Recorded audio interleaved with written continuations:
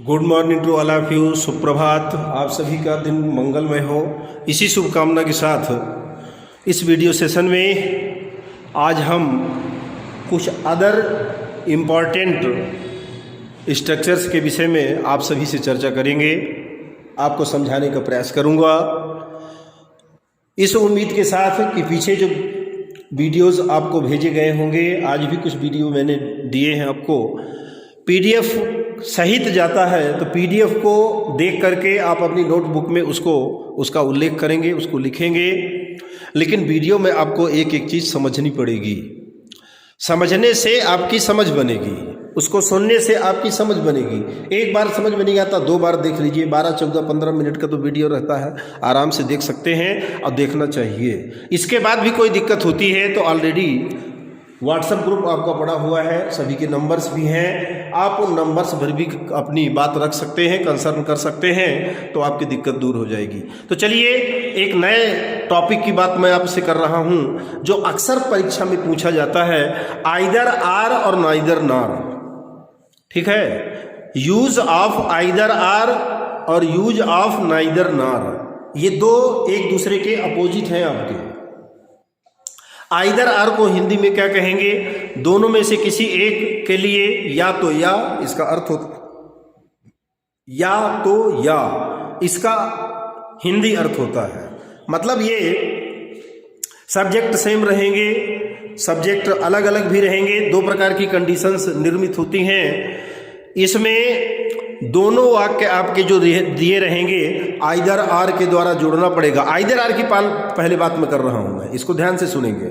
Either are के सहारे दो वाक्यों को जोड़ने के लिए एक कंडीशन ऐसी रहेगी जब आपके सब्जेक्ट सेम रहेंगे, और एक कंडीशन ऐसी भी बनेगी जब सब्जेक्ट आपके अलग अलग रहेंगे। लेकिन एक चीज़ ये जरूर ध्यान रखना पड़ेगा कि इसमें दोनों जो वाक्य आपके रहते हैं वो पॉजिटिव रहते हैं, सकारात्मक रहते हैं, है ना। नाइदर नार जब पढ़ेंगे तब वहाँ आप देखेंगे कि दोनों वाक्य आपको नेगेटिव मिलेंगे। अब किस प्रकार से इनको जोड़ना है, कैसे संयोजन करना है, ये स्ट्रक्चर आपको बता रहा है। स्ट्रक्चर आप देख सकते हैं। तो टॉपिक है आइदर और, या तो या, दोनों में से किसी एक के लिए इसका प्रयोग होता है, या तो या, यदि भी कह सकते हैं।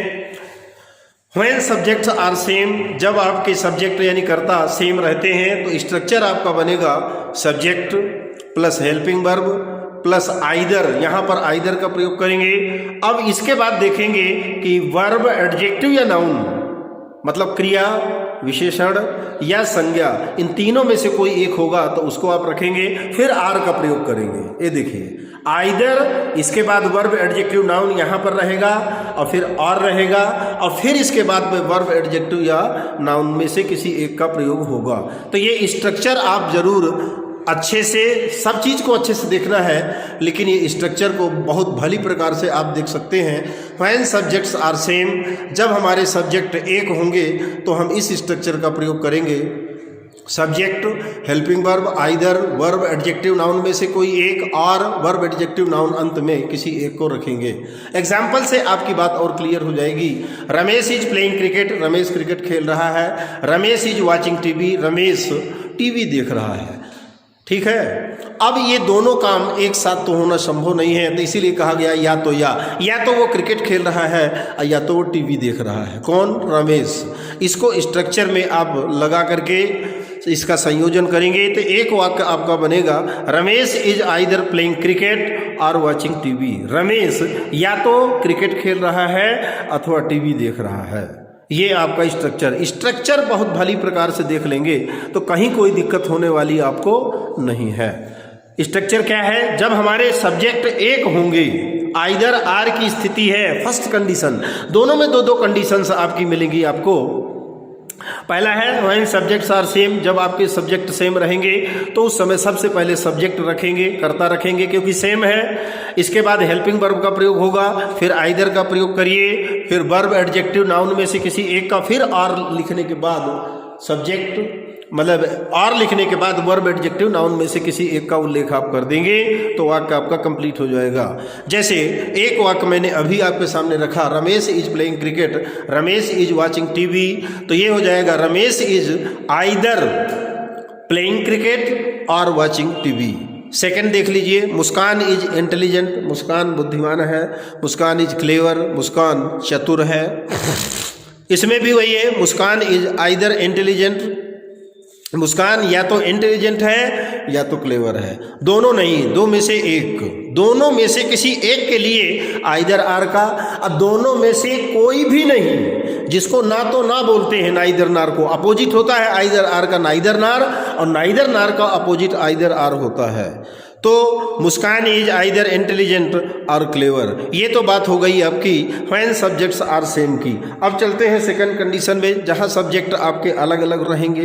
व्हेन सब्जेक्ट्स आर डिफरेंट, जब सब्जेक्ट आपके अलग अलग होंगे तब क्या करेंगे, तो यहाँ पर आइदर का प्रयोग शुरू में होगा, फिर सब्जेक्ट आएगा, कौन सा, पहला वाला, मतलब पहले सब्जेक्ट के पहले आइदर का प्रयोग और दूसरे सब्जेक्ट के पहले आर का प्रयोग करेंगे, और इसके बाद हेल्पिंग वर्ब, फिर वर्ब एडजेक्टिव नाउन में से जो कुछ होगा उसको हम रखेंगे। उदाहरण से स्पष्ट होगा, सी प्लेज क्रिकेट, वो क्रिकेट खेलती है। आई प्ले क्रिकेट, मैं क्रिकेट खेलता हूँ। अब इसमें सब्जेक्ट फर्स्ट वाले में सी है, दूसरे वाले में आई है। तो एक चीज़ यहाँ पर ध्यान रखेंगे, जो ये हेल्पिंग वर्ब यहाँ पर मैंने मेंशन किया गया है, इस हेल्पिंग वर्ब में सेकेंड वाला जो सब्जेक्ट होगा उसके आधार पर हेल्पिंग वर्ब का सिलेक्शन आप करेंगे।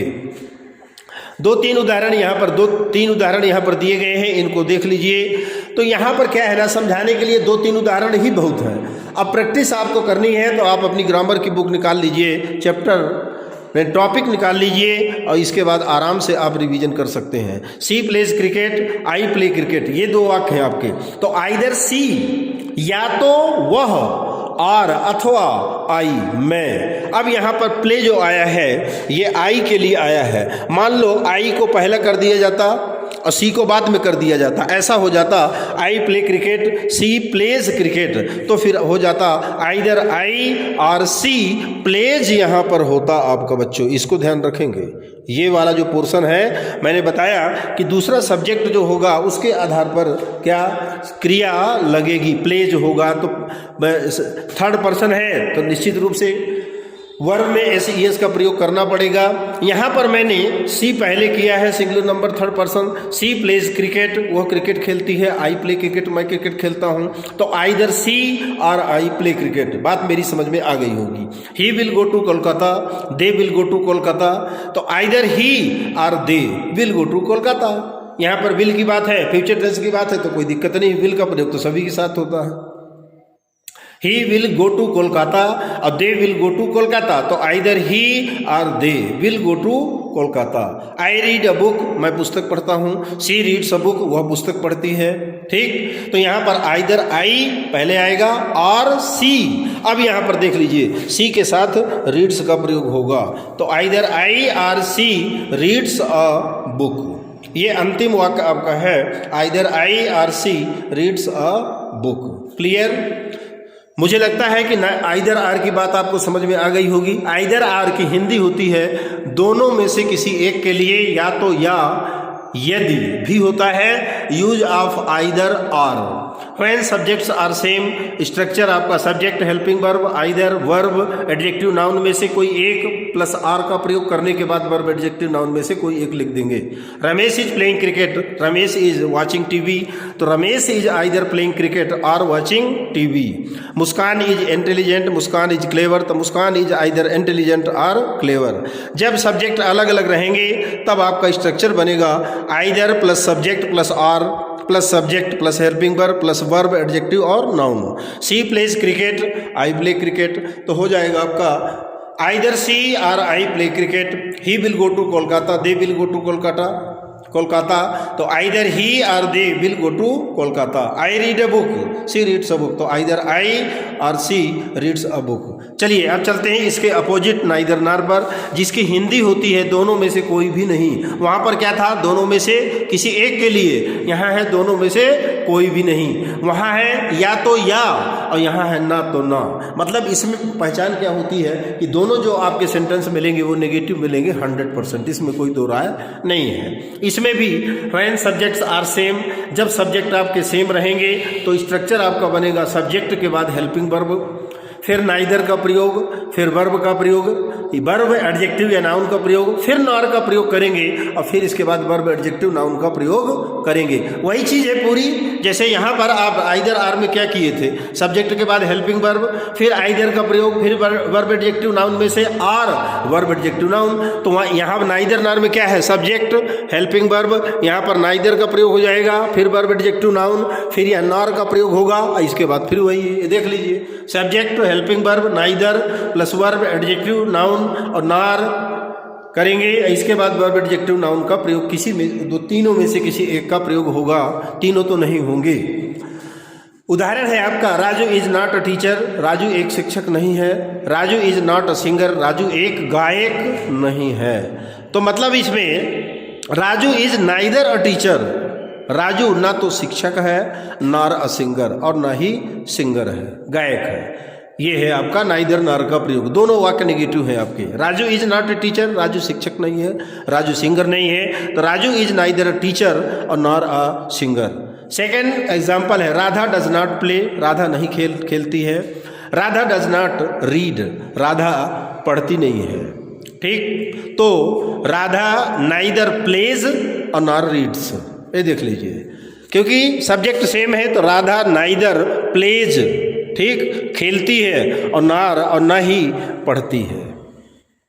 जब आपके सब्जेक्ट अलग अलग रहेंगे तो आप जैसे पीछे उसका अपोजिट है बिल्कुल पूरा, पहले आप नाइदर का प्रयोग करेंगे, फिर सब्जेक्ट का प्रयोग होगा, फिर नॉर का प्रयोग करेंगे, फिर हेल्पिंग वर्ब का प्रयोग होगा, और फिर वर्ब एडजेक्टिव और नाउन में से किसी एक का। मतलब जो आइदर आर का है वही सेम स्ट्रक्चर यहाँ पर है, केवल वहाँ आइदर और आर लिखते हैं, यहाँ नाइदर नार लिखते हैं, क्योंकि इसमें दोनों निगेटिव होते हैं, ना तो ना इसका अर्थ होता है, उसमें या तो या, दोनों में से कोई एक, इनमें से दोनों में से कोई भी नहीं।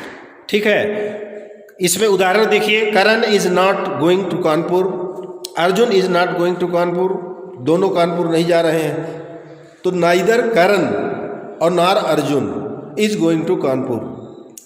अब इसमें जरूर देखेंगे कि ये जो लास्ट वाला सेकंड जो सब्जेक्ट आपका है उसके अनुसार यहाँ पर हेल्पिंग वर्ब लगेगी, इसको जरूर देखेंगे।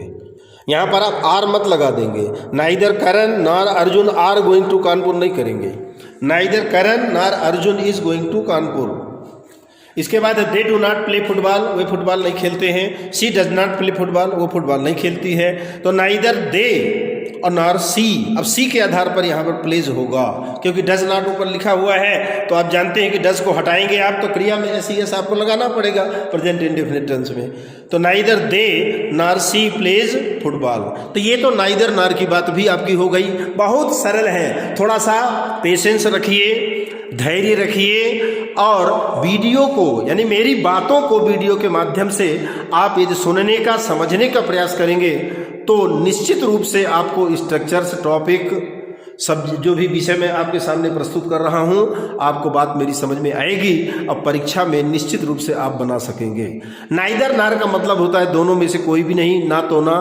व्हेन सब्जेक्ट्स आर सेम, तो सब्जेक्ट का प्रयोग करेंगे स्ट्रक्चर के अनुसार, फिर हेल्पिंग वर्ब, इसके बाद नाइदर का प्रयोग होगा, फिर वर्ब, फिर एडजेक्टिव नाउन और वर्ब में से कोई एक, फिर नार का प्रयोग, फिर वर्ब एडजेक्टिव, फिर नाउन में से कोई एक।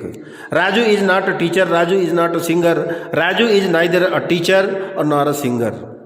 Raju is neither a teacher nor a singer. तो राधा डजंट प्ले, राधा नहीं खेलती है, राधा डजंट रीड, पढ़ती नहीं है, तो Radha neither plays nor reads.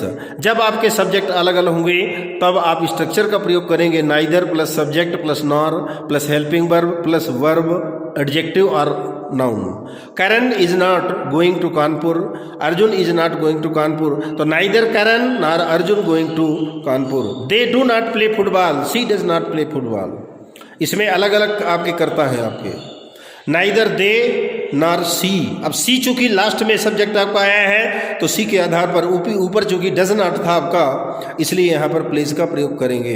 अब ये कॉमन सेंस सामान्य अवधारणा बनाने का एक तरीका है। एक दो उदाहरण के माध्यम से कोई भी टॉपिक आपके सामने वीडियो के माध्यम से प्रस्तुत किया जाता है प्रैक्टिस सबसे बड़ी शिक्षक होती है। यदि अभ्यास आपने किया या करेंगे तो निश्चित रूप से आपको सफलता मिलेगी। तो ये नाइदर नार का भी प्रयोग यहाँ पर हो गया। स्ट्रक्चर्स भी आपको व्यवस्थित बता दिया हूँ, समझा दिया हूँ, है ना। अब आपको ज़रूरत है कि आप वीडियो को अंत तक देखें, समझें। जैसा मैंने कहा कि आप पेशेंस थोड़ा रखें, धैर्य रखें, और धैर्य रख करके यदि आप काम करते हैं तो निश्चित रूप से आपको सफलता मिलेगी। तो ये आपका टॉपिक था आइदर आर और नाइदर नार का, जिसको मैंने एक ही वीडियो के माध्यम से आपके सम्मुख रखने का प्रयास किया है, समझाने का भी मैंने प्रयास किया है। अब अगला टॉपिक क्या होगा वो तो वीडियो ही बताएगा, क्योंकि जो जो ज़रूरत के टॉपिक्स आपके होंगे उन सब को मैं आपके सामने प्रस्तुत करूंगा। क्योंकि लाइव के रूप में हम नहीं जुड़ पा रहे हैं तो वीडियो के माध्यम से तो अवश्य हमारा आपका संपर्क होना चाहिए, जो कि आपके हित में है और हमारे भी हित में है। क्योंकि आपके हित के साथ हमारा हित जुड़ा हुआ है। आपके अच्छे अंक आते हैं, आप अच्छा स्थान लाते हैं, है ना, अच्छी क्वालिटी आप में दिखती है, तो निश्चित रूप से उसके पीछे कहीं ना कहीं हमारा भी नाम होगा, विद्यालय का नाम होगा, समाज का नाम होगा। इसी उम्मीद के साथ, इसी शुभकामना के साथ कि आप वीडियो को अंत तक देखेंगे और समझने का प्रयास करेंगे, तो ये जो आइदर आर और नाइदर नार जो एक दूसरे के अपोजिट होते हैं, ये टॉपिक आपको निश्चित रूप से समझ में आएगा। तो चलिए, मेरे साथ वीडियो में जुड़ने के लिए आप सभी का बहुत बहुत धन्यवाद। अगले वीडियो में मिलते हैं नए टॉपिक के साथ, तब तक के लिए थैंक्स।